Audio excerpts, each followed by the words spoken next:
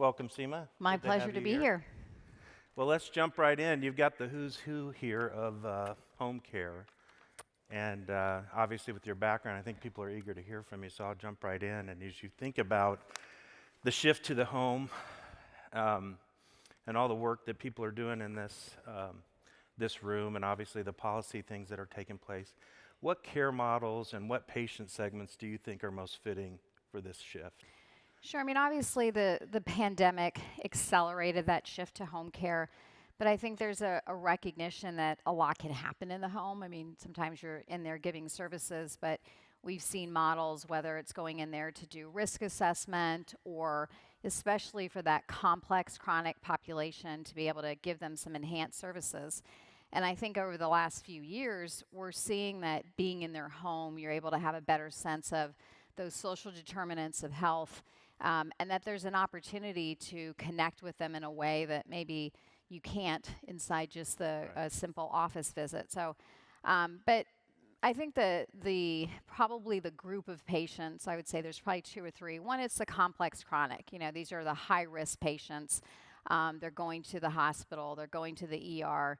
That's an opportunity to help with that group of patients. I think the other group of patient is sort of our high-risk seniors and folks that are at risk of going to the nursing homes. And obviously, most people want to be at home. No one, sort of says, I definitely want to go to a nursing home. So I think we're sort of recognizing that if we enhance services inside the home, that there's an opportunity to keep them out of the nursing home. There's an opportunity to maybe release them from the hospital a little bit quicker. And I think that's what we've learned from COVID. It was sort of a situation with the hospitals where nursing homes were having trouble in terms of staffing. They were having their own outbreaks in the nursing homes, and so they had difficulty receiving patients, and hospitals were backing up. And I think we started to experiment more with at-home models, hospital at home. You've kind of heard the emergence of SNF at home as well. So I think there's a lot that can be done in the home, and we have a greater recognition, especially for those high-risk patients. But what obligations do you think the providers have in this context to prove out the economic viability, the outcome improvements as we try to scale? What is the burden of proof, so to speak? Right. So, I mean, as a payer, I mean, if I had a nickel for any time people would come in and say, hey, if we do this, we're going to save money, right? I mean, that happens all the time. So I think the burden on the providers is to show that it does work, that it can work. You may actually increase cost. You may actually spend more money in the home than you were before. But I think if we're able to track the patient and say, this prevented a visit to the ER, it prevented a hospitalization, or we were able to lower the length of stay, we were able to avoid a nursing home stay, we were able to release the patient out of a nursing home faster and quicker. I think all of those data points are really important, and then really looking at how does this impact the total cost of care. Mm-hmm. I'm going to force you to speculate a little bit about legislation, and with the Build It Back Better going through all its iterations, a couple questions in there, the likelihood of it passing, what are you sensing is the support on both sides of the aisle? And then do you think the money's going to stay in there for home and community-based services, or is it still volatile? You get to speculate given your recent roles. Well, I wouldn't put any money on it. Let me put it that way.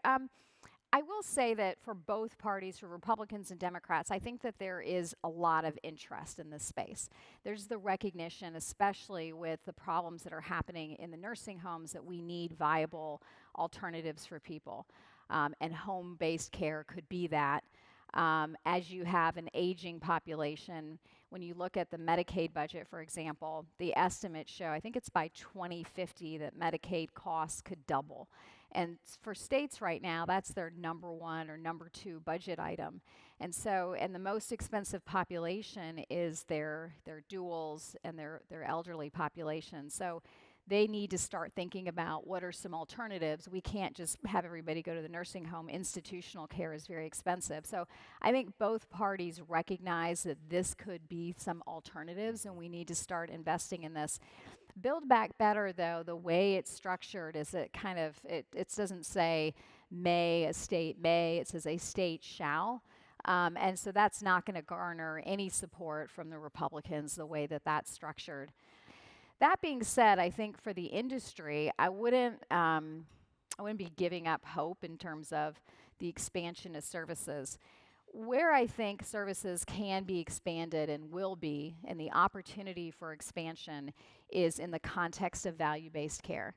You know, the fear for legislators is every time they look at something that, like home and community-based care, it gets scored in terms of the actual costs.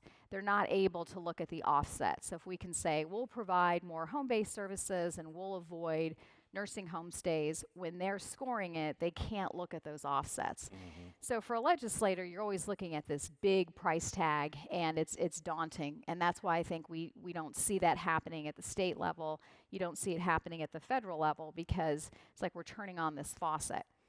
However, in the context of value-based care, where we're saying, here's the budget, somebody's responsible for managing this budget.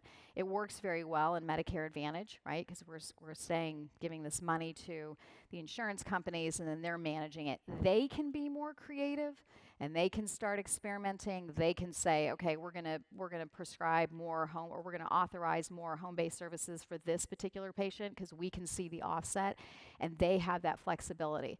So on the state level, I think to the extent that states push more value-based care, that could be the opportunity. That might be the way that you are able to increase home and community-based services, because it's in a value base, right. And so it kind of comes out as sort of a budget neutral.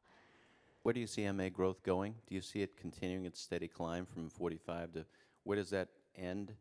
And in Congress in general, is it just all green light for MA?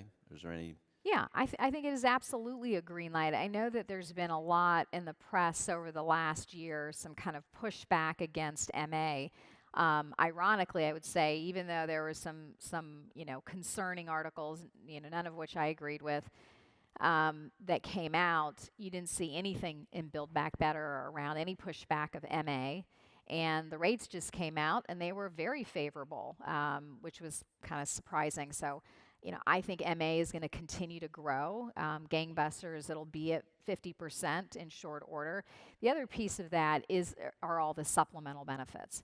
And I think, that's not something we've talked about so far today, but the supplemental benefits are also an opportunity for a lot of the providers in this room, that they have unprecedented ability to provide supplemental benefits. And they also can tailor services. I mean, before you had providers that were just doing vision and dental, and it had to be for everybody. But now they have the ability to say, okay, for this type of population, this person who's complex chronic, we're going to give them X, Y, and Z services. And I think for patients, you start to look at that and say, wow, I can get all of this in MA, and I'm not going to get that in the fee-for-service program. So I think we're going to continue to see large growth in MA, and that's going to continue. Thank you.